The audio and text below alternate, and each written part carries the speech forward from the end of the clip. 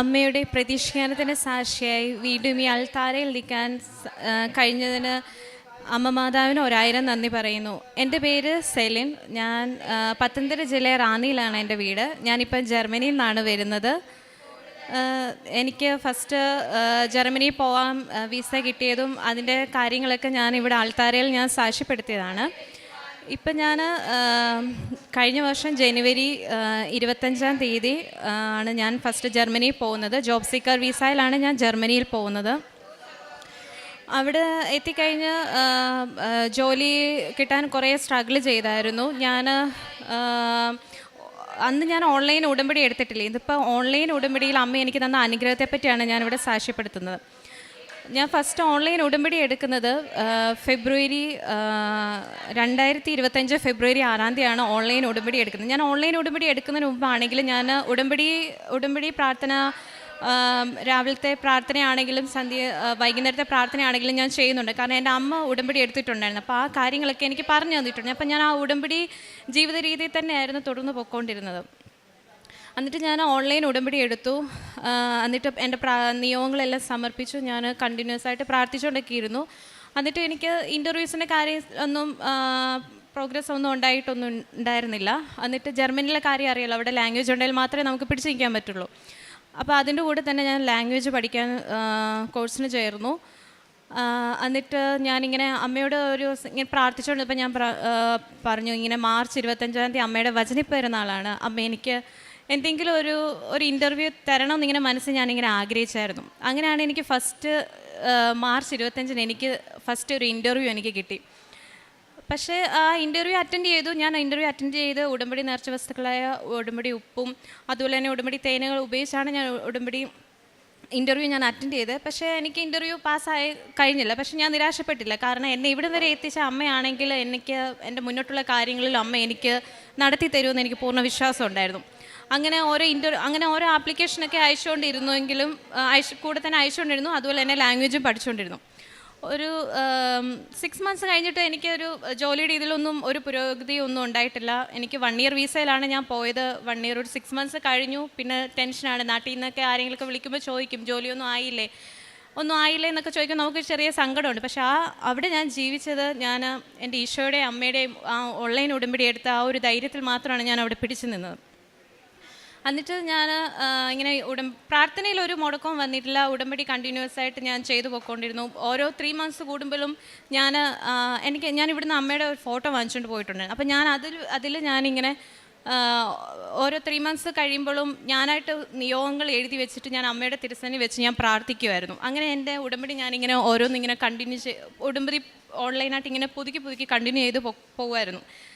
എന്നിട്ട് ഞാനിങ്ങനെ എൻ്റെ പ്രോസസ്സിങ്ങിലൊന്നും ബെറ്ററായിട്ടൊന്നും എനിക്കൊന്നും വന്നൊന്നുമില്ല. ആ ഒരു സ്റ്റേജ് കഴിഞ്ഞപ്പോൾ ഞാൻ ഓർത്ത് എന്നാൽ ഓക്കെ, ഹൗസ് ബിൽഡിങ് ചെയ്യാം, അങ്ങനെയാണെങ്കിൽ എനിക്ക് അവിടെ പിടിച്ച് നിൽക്കാൻ പറ്റുമല്ലോ, എങ്ങനെയെങ്കിലും പിടിച്ച് നിൽക്കാൻ പറ്റുമല്ലോ എന്ന് ഓർത്തു. അങ്ങനെ ഞാൻ ലാംഗ്വേജ് പോകുന്നുണ്ട്. ലാംഗ്വേജ് ഇല്ലാണ്ട് നമുക്കൊരു ഹൗസ് ബിൽഡിങ് അവിടെ ചെയ്യാനും പറ്റില്ല. അങ്ങനെ ഞാൻ ഇവിടെ നാട്ടിൽ നിന്ന് കയറി പോകുമ്പോൾ ഞാൻ ഒരിക്കലും എക്സാം എഴുതണമെന്നൊന്നും വിചാരിച്ചിട്ടുണ്ടായിരുന്നില്ല. ജസ്റ്റ് അവിടെ ഒന്ന് കമ്മ്യൂണിക്കേറ്റ് ചെയ്യാനുള്ള ലാംഗ്വേജ് അവിടെ ആൾക്കാരുമായിട്ടൊന്ന് സംസാരിക്കണമെന്ന് മാത്രമേ ഞാൻ ആഗ്രഹിച്ചിട്ടുണ്ടായിരുന്നുള്ളൂ. പക്ഷേ അമ്മയുടെ പ്ലാൻ വേറെയായിരുന്നു. ഞാൻ അവിടെ ചെന്ന് B1 എക്സാം എഴുതി, B1 ടെൽക്ക് എക്സാം എഴുതി.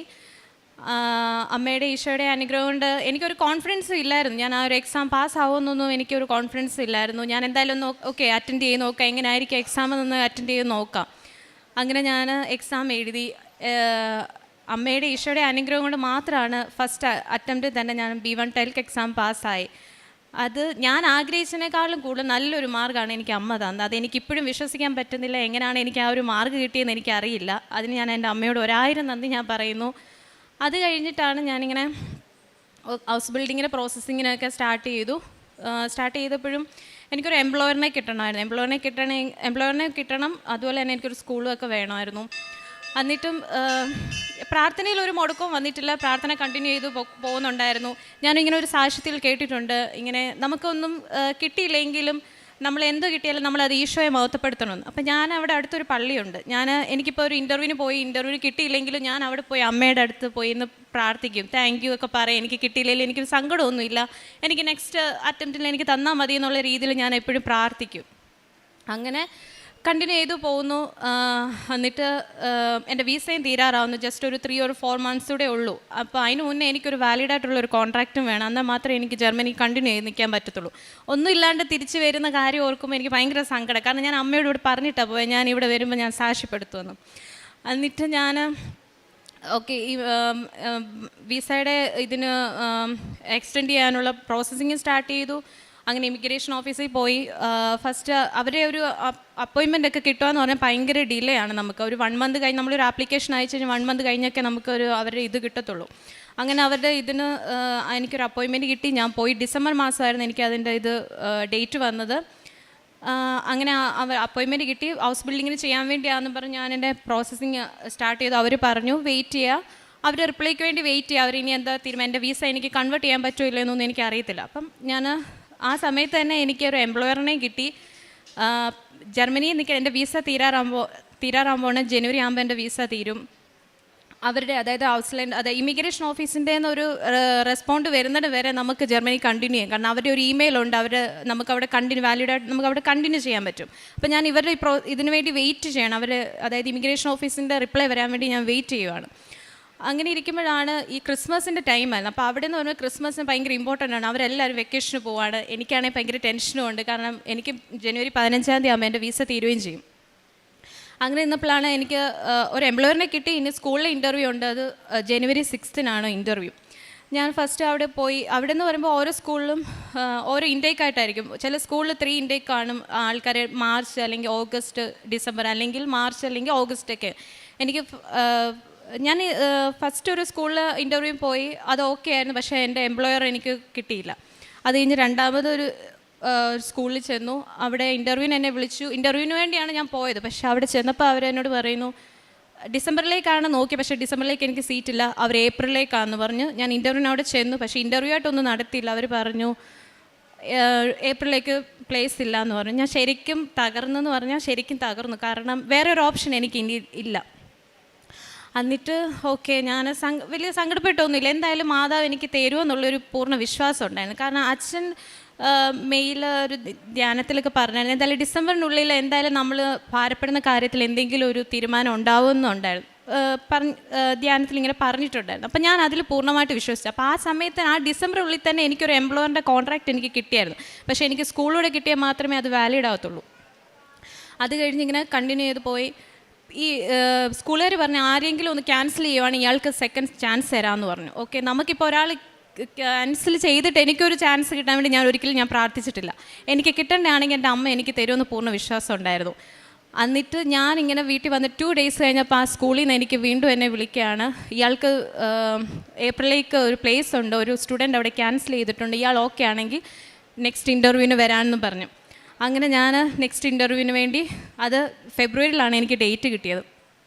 എന്നിട്ട് ഞാൻ അമ്മയോട് പ്രാർത്ഥിച്ചു. ഇത് എൻ്റെ വേറെ പ്രൊഫഷണലാണ്, ഞാനിപ്പം ഹൗസ് ബിൽഡിങ് ചെയ്യുന്നത്. ഞാൻ ഒന്നും പഠിക്കാണ്ടാണ് ഞാൻ ഇറങ്ങിപ്പോകുന്നത്. ഇൻ്റർവ്യൂവിനോട് ഞാൻ പറഞ്ഞു ഇത് തരുവാണെങ്കിൽ അമ്മ എനിക്ക് തന്നാൽ മതി, അമ്മ തന്നാന്ന് എനിക്ക് അറിയണം, ഞാൻ അവിടെ വന്ന് സാക്ഷ്യപ്പെടുത്തും, കൃപാസനത്തിൽ വന്ന് ഞാൻ സാക്ഷ്യപ്പെടുത്തുമെന്ന് ഞാൻ പറഞ്ഞായിരുന്നു. അങ്ങനെ ഞാൻ അമ്മയോട് പ്രാർത്ഥിച്ചു. ഞാൻ ശരിക്കും സങ്കടപ്പെട്ട അമ്മ എൻ്റെ കൂടെ ഉണ്ടാവണമെന്ന് പറഞ്ഞ് തന്നെ ഞാൻ അവിടെ നിന്ന് ഇറങ്ങി. സാധാരണ എന്നിട്ട് ഞാൻ അവിടെ ഇൻ്റർവ്യൂവിൻ്റെ അവിടെ ചെന്നു. സാധാരണ ഒരു ഇൻ്റർവ്യൂവിന് ടൈം കിട്ടുവാണെങ്കിൽ ഞാൻ ഗൂഗിളിൽ നോക്കി ഇങ്ങനെയൊക്കെ പഠിച്ചുകൊണ്ടൊക്കെ ഇരിക്കുമായിരിക്കും. ഒരു 10 minute ടൈം കിട്ടിയാലും ഞാൻ അങ്ങനെയാണ് ചെയ്യുന്നത്. പക്ഷേ അന്ന് ഇൻ്റർവ്യൂവിന് പോയപ്പോൾ ഞാൻ ഫോൺ നോക്കിയിട്ടേ ഇല്ല. ഞാൻ അവിടെ ഇരുന്ന് വിശ്വാസ പ്രമാണം ചൊല്ലിക്കൊണ്ടിരുന്ന് ഉടമ്പടി ഉപ്പും എടുത്ത് പ്രാർത്ഥിച്ചുകൊണ്ടൊക്കെയാണ് ഞാനന്ന് ആ ഒരു ടൈം അത്രയും അവരെന്നെ വിളിക്കുന്നത് വരെ ഞാൻ അങ്ങനെയാണ് ഇരുന്നത്. അന്ന് ഞാൻ ഇൻ്റർവ്യൂവിന് കയറിയപ്പോൾ ഞാൻ ശരിക്കും ഷോക്കായി പോയത്. ഞാൻ ആഗ്രഹിച്ചായിരുന്നു അമ്മയുടെ ഒരു പ്രസൻസ് വേണമെന്ന്. എനിക്ക് ഇൻ്റർവ്യൂവിന് കിട്ടിയ ലേഡി ആണെങ്കിൽ ഒരു ഗ്രേ പുല്ലോവർ ഇട്ടാണ് ഇരുന്നത്. അപ്പോഴേ എനിക്ക് ചെറിയൊരു ആശ്വാസമുണ്ട്, അമ്മ എനിക്ക് തരും, നല്ലൊരു ആശ്വാസമായിരുന്നു. ഈ കണ്ട ലേഡി തന്നെയാണ് ഞാൻ ആദ്യം ഇൻ്റർവ്യൂ ഉണ്ടെന്ന് പറഞ്ഞ് എന്നെ വിളിച്ചപ്പോൾ ഞാൻ ചെയ്യുന്നത്. പക്ഷെ അന്ന് പുള്ളിക്കാരി ഭയങ്കര കുറച്ച് റൂഡായിട്ടാണ് എന്നോട്, റൂഡെന്ന് പറഞ്ഞാൽ അത്ര ഫ്രണ്ട്ലി ആയിട്ടൊന്നും അല്ലായിരുന്നു സംസാരിച്ചത്. പക്ഷേ രണ്ടാമത് ചെന്നപ്പം പുള്ളിക്കാരി ഭയങ്കര ഫ്രണ്ട്ലി ആയിട്ടാണ് എന്നോട് സംസാരിച്ചതും എന്നോട് ഇൻ്റർവ്യൂ ഒക്കെ എടുത്തത് ഭയങ്കര കൂളായിട്ടാണ്. ഞാൻ ഇൻ്റർവ്യൂ അമ്മയുടെ അനുഗ്രഹം കൊണ്ട് മാത്രമെന്ന് പറയാം. ആ ഇൻ്റർവ്യൂ എനിക്ക് നല്ലപോലെ പെർഫോം ചെയ്യാൻ പറ്റി. സാവകാശം ഇരുന്ന് ചെയ്യാനും അതുപോലെ തന്നെ റീഡ് ചെയ്തിട്ട് ആ പാസേജൊക്കെ വായിച്ചിട്ടൊക്കെ മനസ്സിലാക്കി, എല്ലാം ജർമ്മനല്ലേ, അപ്പം നമ്മൾ മനസ്സിലാക്കി ചെയ്യാനൊക്കെ സാധിച്ചു. ഇതെല്ലാം കഴിഞ്ഞ് കഴിഞ്ഞപ്പം പുള്ളിക്കാരി പറഞ്ഞു യു ആർ സെലക്റ്റഡ് എന്ന് പറഞ്ഞു. ശരിക്കും പറഞ്ഞാൽ ഞാൻ ശരിക്കും ഭയങ്കരമായിട്ട് അങ്ങ് ബ്ലാങ്ക് ആയിപ്പോൾ എന്തോ സംഭവിക്കുന്നത്. കാരണം ഞാൻ ഒരിക്കലും എക്സ്പെക്റ്റ് ചെയ്തതല്ല. ഞാൻ പറഞ്ഞല്ലോ, ഞാൻ അമ്മയുടെ പ്രസൻസ് ഞാൻ ആഗ്രഹിച്ചായിരുന്നു. ആ പുള്ളിക്കാരി ഇട്ടത് ഒരു ഗ്രേ കളർ പുല്ലോവർ ആയിരുന്നു. എന്നിട്ട് ആ പുള്ളിക്കാരി ഇൻ്റർവ്യൂവർ എന്നെ എന്നിട്ട് ഹഗ് ചെയ്തു. ഒരിക്കലും അവിടെ ഒരു ഇൻ്റർവ്യൂ കഴിഞ്ഞിട്ട് നമ്മളെ ഒന്നും അങ്ങനെ ഹഗ് ചെയ്യുമോ അങ്ങനെയൊന്നും ചെയ്യുന്നില്ല. ഇൻ്റർവ്യൂ കഴിഞ്ഞ ആളിനെ ഹഗ് ചെയ്തു. എന്നിട്ട് എന്നോട് പറഞ്ഞു, ഇന്ന് ഇയാളെ കണ്ടപ്പോൾ എന്തോ ഒരു വിഷമമുണ്ട്, ഉള്ളിൽ എന്തോ ഒരു ഇത് ഉണ്ടെന്ന്. ഞാൻ പറഞ്ഞു, എനിക്ക് ഈ ഒരു ഇൻ്റർവ്യൂ പാസ്സായില്ലെങ്കിൽ എനിക്ക് മുന്നോട്ട് ഒന്നുമില്ല, ഞാൻ തിരിച്ച് നാട്ടിൽ പോകേണ്ടി വരും, എനിക്കിവിടെ നിൽക്കണമെന്ന് ആഗ്രഹമുണ്ട്, ഞാൻ കുറേ സ്ട്രഗിൾ ചെയ്തിട്ടാണ് എനിക്ക് ഈ ഒരു ഇത് കിട്ടിയത്, അപ്പം ഇത് കിട്ടിയാൽ മാത്രമേ എനിക്ക് കണ്ടിന്യൂ ചെയ്ത് ഇവിടെ നിൽക്കാൻ പറ്റത്തുള്ളൂ എന്ന് പറഞ്ഞു. അങ്ങനെ അമ്മയുടെ അനുഗ്രഹം കൊണ്ട് അവരെനിക്ക് അവിടുത്തെ സ്കൂളിലേക്ക് ഓക്കെ എന്ന് പറഞ്ഞൊരു കൺഫർമേഷൻ എനിക്ക് തന്നു. എന്നിട്ട് ഞാനത് എൻ്റെ എംപ്ലോയറിന് അയച്ചു കൊടുത്തു. എംപ്ലോയർ ഓക്കെ ആണെന്ന് പറഞ്ഞു വന്നു. ഈ ഒരു ഫെബ്രുവരി മാസത്തിന് ഞാൻ എപ്പോഴും ആഗ്രഹിക്കുന്നു, ഇവിടെ സാക്ഷ്യം പറയുമ്പോഴൊക്കെ എല്ലാവരും പറയും അവർക്ക് സ്വപ്നത്തിൽ ഇങ്ങനെ നമ്പേഴ്സൊക്കെ വന്നെന്നൊക്കെ കേട്ടിട്ടുണ്ട്. അപ്പം ഞാനും ആഗ്രഹിച്ചിട്ടുണ്ട് എനിക്ക് ഇങ്ങനെ ഒരു നമ്പറൊക്കെ വരണം. പക്ഷേ അതൊന്നും എനിക്ക് അങ്ങനെയൊന്നും ഫീലൊന്നും ചെയ്തിട്ടില്ല. പക്ഷേ ആ ഫെബ്രുവരി മാസം ഞാനൊരു 24 എന്ന് പറഞ്ഞൊരു നമ്പർ ഞാൻ എൻ്റെ സ്വപ്നത്തിൽ ഞാൻ കണ്ടായിരുന്നു. എന്നിട്ട് ഞാൻ പക്ഷേ ഇത് ആരോടും പറഞ്ഞില്ല. സാധാരണ ഞാൻ എന്തെങ്കിലും മമ്മിയോട് ഞാൻ പറയും ഇങ്ങനെയുള്ള കാര്യം. പക്ഷേ മമ്മിയോടും പറഞ്ഞില്ല, എൻ്റെ ഹസ്ബൻഡിനോടും പറഞ്ഞില്ല, ആരോടും ഞാൻ പറഞ്ഞില്ല. എന്താ വരുന്നതെന്ന് വെയിറ്റ് ചെയ്യും. കാരണം ആ സമയത്തായിരിക്കും എൻ്റെ ഇമിഗ്രേഷൻ ഓഫീസിൽ ഞാൻ കൊടുത്ത എൻ്റെ റിപ്ലൈ വരും. ചിലപ്പോൾ അതിൻ്റെ എന്തെങ്കിലും ആയിരിക്കും എന്ന് വിചാരിച്ചു. അവരുടെ റിപ്ലൈ വന്നത് പക്ഷേ ഫെബ്രുവരി 10-നാണ്. പക്ഷേ അവരുടെ റിപ്ലൈ വന്നത് എനിക്ക് നെഗറ്റീവായിട്ടാണ് വന്നത്. അവർക്കൊരു വാലിഡായിട്ടൊരു കോൺട്രാക്റ്റ് വേണമെന്ന് പറഞ്ഞു. വാലിഡായിട്ട് കോൺട്രാക്റ്റ് വേണമെങ്കിൽ എൻ്റെ സ്കൂളിൽ നിന്ന് ഈ സ്കൂളിൻ്റെയും കോൺട്രാക്റ്റ് വേണം, എൻ്റെ എംപ്ലോയറിൻ്റെയും കോൺട്രാക്റ്റ് വേണം. എന്നിട്ട് എനിക്ക് എംപ്ലോയറിൻ്റെ കോൺട്രാക്റ്റ് കിട്ടിയ 18-ാം തീയതി. എനിക്ക് ഫുൾ കോൺട്രാക്റ്റ് എനിക്ക് കിട്ടണം. ആ ഫുൾ കോൺട്രാക്റ്റ് എനിക്ക് കിട്ടിയത് എനിക്ക് ഫെബ്രുവരി 24-നാണ്. എൻ്റെ കയ്യിൽ സ്കൂളിൽ നിന്നും ഇതെല്ലാം കൂടെ ഉള്ളൊരു ഫുൾ കോൺട്രാക്റ്റ് എനിക്ക് കിട്ടിയപ്പോൾ ഞാൻ നോക്കിയ ആ കോൺട്രാക്റ്റിൻ്റെ ഡേറ്റ് കിടക്കുന്നത് 24-ആണ്. എനിക്ക് ആ സമയത്ത് എന്തൊരു സന്തോഷമാണെന്ന് പറഞ്ഞറിയിക്കാൻ കഴിയില്ല. കാരണം ഞാൻ സ്വപ്നത്തിൽ കണ്ടൊരു ഡേറ്റാണ് എനിക്ക് വന്നത്. ഞാൻ അന്നേരം തന്നെ എൻ്റെ അമ്മയോടും അതുപോലെ എൻ്റെ ഹസ്ബൻഡിനോടൊക്കെ ഞാൻ പറഞ്ഞു, ഞാൻ ഇങ്ങനൊരു സംഭവം കണ്ടായിരുന്നു, എനിക്ക് അറിയില്ല, ഇതെൻ്റെ അമ്മ തന്നത് തന്നെയാണ്. എന്നിട്ട് ഞാൻ അവിടെ ഞാൻ എപ്പോഴും പള്ളിയിൽ പോകുന്ന ആളാണ്. അപ്പം ഞാനൊരു സൺഡേ അങ്ങനെ പള്ളിയൊന്നും മുടക്കാറൊന്നുമില്ല. അപ്പം ഞാൻ അവിടെ സൺഡേ പള്ളിയിൽ ചെന്നിട്ട് ഞാൻ അമ്മയോട് അടുത്ത് ചെന്ന് ഒത്തിരി നന്ദി ഞാൻ പറഞ്ഞു. കാരണം ഇതില്ലെങ്കിൽ എനിക്ക് അവിടെ കണ്ടിന്യൂ ചെയ്ത് നിൽക്കാൻ പറ്റത്തില്ല. അങ്ങനെ ഞാൻ ഇതിൻ്റെ എല്ലാ പ്രോസസ്സിങ് ഒക്കെ കഴിഞ്ഞു. പിന്നെ ഇമിഗ്രേഷൻ ഓഫീസിൽ ഞാൻ ഇതെല്ലാം സെൻഡ് ചെയ്ത് കൊടുത്തു. എൻ്റെ വാലിഡായിട്ടുള്ള കോൺട്രാക്റ്റും ഇതെല്ലാം സെൻഡ് ചെയ്ത് കൊടുത്തു. അത് കഴിഞ്ഞിട്ട് എനിക്ക് എൻ്റെ ക്ലാസ് സ്റ്റാർട്ട് ചെയ്ത് എനിക്ക് ഏപ്രിൽ 20-നാണ് എനിക്ക് എൻ്റെ അവിടുത്തെ റെസിഡൻറ്റ് പെർമിറ്റ് എനിക്ക് കിട്ടുന്നത്. പുതിയ റെസിഡൻറ്റ് പെർമിറ്റ് എനിക്ക് കിട്ടി, അവിടെ കണ്ടിന്യൂ ചെയ്യാൻ പറ്റുമെന്നുള്ളത്. അത് ഞാൻ ആ റെസിഡൻറ്റ് പെർമിറ്റ് കിട്ടിയപ്പോൾ ഞാൻ ഇവിടെ എൻ്റെ മമ്മീനെയോ എൻ്റെ ആരെയും ഞാൻ ഫോട്ടോ എടുത്ത് കാണിച്ചില്ല. ഞാൻ അതുകൊണ്ട് നേരെ ഓടിപ്പോയത്, ഞാൻ എന്നും പോകുന്ന പള്ളിയിലാണ് ഞാൻ ആദ്യം പോയി ഞാൻ ഈശോയുടെയും അമ്മയുടെയും തിരുസന്നിധി കാണിച്ചിട്ട് മാത്രമാണ് ഞാൻ എൻ്റെ വീട്ടിൽ വിളിച്ച് പറഞ്ഞത്, അവരെല്ലാം കാണിച്ചത്. കാരണം ഇത് തന്നത്, ഞാൻ അവിടെ നിൽക്കാൻ കാരണം എൻ്റെ മാതാവാണ്. അപ്പം ഞാൻ ആദ്യം അവിടെ കാണിച്ച അമ്മയ്ക്ക് ഈശോയ്ക്ക് 1000 നന്ദി പറഞ്ഞിട്ടാണ് ഞാൻ എൻ്റെ വീട്ടിലൊക്കെ വിളിച്ച് പറഞ്ഞതും എടുത്തതും. പിന്നെ പ്രേക്ഷിത പ്രവർത്തനമായിട്ട് ഞാൻ ചെയ്തത്, ഞാൻ ഇവിടെ നാട്ടിൽ നിന്ന് കയറി പോകുന്നവരെ ഞാൻ ഇംഗ്ലീഷ് പത്രം വാങ്ങിച്ചിട്ട് പോയി. കാരണം എനിക്കറിയില്ലായിരുന്നു ജർമ്മൻ പത്രം വാങ്ങിച്ചിട്ട് പോകാൻ. അവിടെ ഉള്ളവർക്ക് ഇംഗ്ലീഷ് അറിയുമെന്നാണ് വിചാരിച്ചത്. അതുകൊണ്ട് ഞാൻ ഇംഗ്ലീഷ് പത്രമാണ് വാങ്ങിച്ചിട്ട് പോയത്. പക്ഷേ അവിടെ ഉള്ളവർക്ക് കൂടുതലും ജർമ്മൻ മാത്രമേ അറിയത്തുള്ളൂ. ഞാൻ പിന്നെ എൻ്റെ കൂടെ ലാംഗ്വേജ് പഠിച്ച ഫ്രണ്ട്സിനും പള്ളിയിൽ കാണുന്ന ആൾക്കാർക്കൊക്കെ ഞാൻ പത്രം കൊടുത്തായിരുന്നു. പിന്നെ കാരുണ്യ പ്രവൃത്തികൾ എന്ന് പറഞ്ഞാൽ എനിക്ക് കിട്ടുന്ന, എന്നെ കഴിയുന്നത്, ഞാനിപ്പോൾ നാട്ടിലായിരുന്ന സമയത്താണെങ്കിൽ എന്നെ കഴിയുന്നതൊക്കെ ഞാൻ മറ്റുള്ളവരെ സഹായിക്കാറുണ്ട്. ഞാൻ മമ്മിക്കാണെങ്കിലും പൈസ കൊടുക്കും. മമ്മി അത് നാട്ടിലിവിടെ അനാഥാലയത്തിൽ മറ്റുള്ളവർക്കാണെങ്കിലും ഫുഡ് കൊടുക്കാനാണെങ്കിലും അങ്ങനെയൊക്കെ മമ്മി ചെയ്യാറുണ്ട്. പിന്നെ ഇവിടെ എനിക്ക് അവിടെ ജർമ്മനിയിൽ ഫസ്റ്റ് സാലറി കിട്ടിയപ്പോൾ ഞാൻ അമ്മയോട് ഞാൻ പറഞ്ഞായിരുന്നു, എനിക്ക് ഫസ്റ്റ് സാലറി കിട്ടുന്നതിൻ്റെ ഒരു വിധം അമ്മയ്ക്ക് ഇവിടെ കൊണ്ടുതരാം. അത് ഞാൻ ഫസ്റ്റ് സാലറി കിട്ടിയപ്പോൾ ഞാൻ എൻ്റെ അമ്മയ്ക്ക് അയച്ചു കൊടുത്തു. അത് മമ്മിയും പപ്പയും കൂടാണ് ഇവിടെ വന്ന് കൊടുത്തത്. അതുപോലെ തന്നെ ആത്മീയമായിട്ട് വളർച്ച, ഞാൻ ചെറുപ്പം മുതലേ പള്ളിയിലൊക്കെ പോവും, പ്രാർത്ഥിക്കും. പ്രാർത്ഥനകളൊന്നും മുടക്കങ്ങളൊന്നുമില്ല. ബൈബിൾ വായിക്കേണ്ട ഒരു ദിവസം പോലും കിടക്കാറില്ല. അപ്പോൾ ഞാനോർത്ത് ഈ ഉടമ്പടി എനിക്ക് ഭയങ്കര ഈസി ആയിരിക്കും, കുഴപ്പമില്ലായിരിക്കും. പക്ഷേ അങ്ങനെയൊന്നുമല്ല. ഞാൻ ഓൺലൈൻ ഉടമ്പടി എടുത്തപ്പോഴും എനിക്ക് അറിയായിരുന്നു ഞാൻ വിചാരിച്ചതിൻ്റെ കൂട്ടൊന്നും അല്ല. പിന്നെ ആത്മീയമായിട്ട് കുറേ വളർന്നു. അതായത് 1/2 മണിക്കൂർ ബൈബിൾ വായിക്കാനും അതുപോലെ തന്നെ മറ്റുള്ളവരെ പറ്റി ദൈവവചനങ്ങൾ പറയാനൊക്കെ എനിക്ക് കഴിഞ്ഞു. അതുപോലെ തന്നെ ജപമാല പ്രാർത്ഥിക്കാൻ, ഞാൻ ഒരു ഓർത്തഡോക്സ് വിശ്വാസിയാണ്. അപ്പോൾ എനിക്ക് ജപമാല ചൊല്ലാനൊന്നും അറിയില്ല. അപ്പോൾ ഞാൻ ഓൺലൈനായിട്ടാണ് ജപമാല പഠിച്ചത്. എന്നിട്ട് അത് ഞാൻ കണ്ടിന്യൂസ് ആയിട്ട് രാവിലെയും വൈകുന്നേരവും പ്രാർത്ഥിക്കുമായിരുന്നു. പിന്നെ വചനങ്ങൾ ഞാൻ സ്റ്റാറ്റസ് ഇടും. അത് ഞാൻ അങ്ങനെ നേരത്തെ ഒന്നും ചെയ്യാറൊന്നുമില്ലായിരുന്നു. ഞാൻ അത്ര സോഷ്യൽ മീഡിയ അങ്ങനെ വലിയ ആക്റ്റീവ് ഒന്നും അല്ലാത്ത ആളായതുകൊണ്ട് ഞാൻ അങ്ങനെ ജസ്റ്റ് അങ്ങനെ ഒന്നും സ്റ്റാറ്റസ് ഒന്നും ഇടത്തില്ലായിരുന്നു. ഇതിൽ ഉടമ്പടി എടുത്തു കഴിഞ്ഞ പിന്നാണ് ഞാൻ എൻ്റെ വാട്സപ്പിൽ ഞാൻ വചനങ്ങൾ സ്റ്റാറ്റസ് ഇടുകയും വചനങ്ങൾ ഷെയർ ചെയ്യും. അച്ഛൻ്റെ ഡെയിലി ബ്രെഡ് ആണെങ്കിലും ഞാൻ എൻ്റെ ഫ്രണ്ട്സിനും കൂടെ ഉള്ളവർക്കൊക്കെ ഞാൻ ഷെയർ ചെയ്യാറുണ്ട്.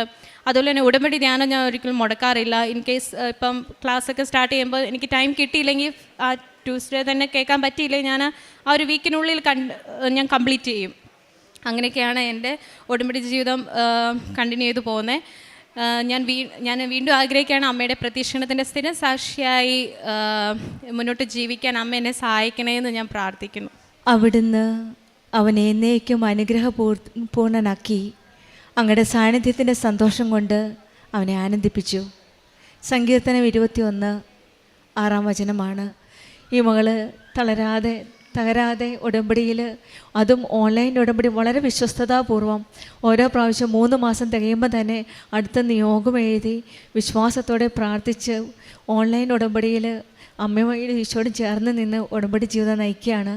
കാരുണ്യ പ്രവൃത്തികളായിട്ടും അവിടെ അധികം ചെയ്യാൻ പറ്റില്ലെങ്കിലും ഇവിടെ നാട്ടിലേക്ക് കാരുണ്യ പ്രവൃത്തികൾക്കായിട്ട് സാമ്പത്തികമായിട്ട് സഹായിക്കുകയും ആത്മീയ ജീവിതത്തിൽ ബൈബിൾ വായിച്ച് ജപമാല ചൊല്ലിയും എല്ലാ രീതിയിലുള്ള ഉടമ്പടി നിബന്ധനകൾ പാലിച്ച് ഒരു നല്ലൊരു ഓൺലൈൻ ഉടമ്പടി നിലനിൽക്കുന്ന ഒരു മകളാണ് ഈ മകൾ. അതുകൊണ്ട് തന്നെയാണ് ഈശോയും അമ്മയും ഈ മകളെ കൈവിടാതെ അവിടുന്ന് അവനെ എന്നേക്കും അനുഗ്രഹപൂർണനാക്കി അങ്ങയുടെ സാന്നിധ്യത്തിൻ്റെ സന്തോഷം കൊണ്ട് അവനെ ആനന്ദിപ്പിച്ചു എന്ന വചനം ഈ മകളുടെ ജീവിതത്തിലും പൂർണ്ണമാകുന്നത്. നമ്മുടെ ജീവിതത്തിലും ഉടമ്പടിയിൽ കൂടി ദൈവസാന്നിധ്യത്തിൽ ജീവിക്കാനുള്ള നിത്യമായ അനുഗ്രഹവും സത്യമായ സന്തോഷവും ലഭിക്കട്ടെ എന്ന് പ്രാർത്ഥിക്കാം. സെലിനും കുടുംബത്തിൽ ലഭിച്ച എല്ലാ അനുഗ്രഹങ്ങൾക്കും നമ്മൾക്ക് കരങ്ങളടിച്ച് ദൈവത്തെ മഹത്വപ്പെടുത്താം. അത്യപൂർവ ദൈവാനുഭവങ്ങൾ ഇനി നിങ്ങൾക്കും സ്വന്തം. ഈ യൂട്യൂബ് ചാനൽ ഇതുവരെ സബ്സ്ക്രൈബ് ചെയ്തിട്ടില്ലെങ്കിൽ ഇപ്പോൾ തന്നെ സബ്സ്ക്രൈബ് ചെയ്യുക. ഈ വീഡിയോ ഇപ്പോൾ തന്നെ നിങ്ങളുടെ സുഹൃത്തുക്കൾക്ക് ഷെയർ ചെയ്തുകൊണ്ട് കർത്താവിൻ്റെ പ്രേക്ഷിതരാകുക.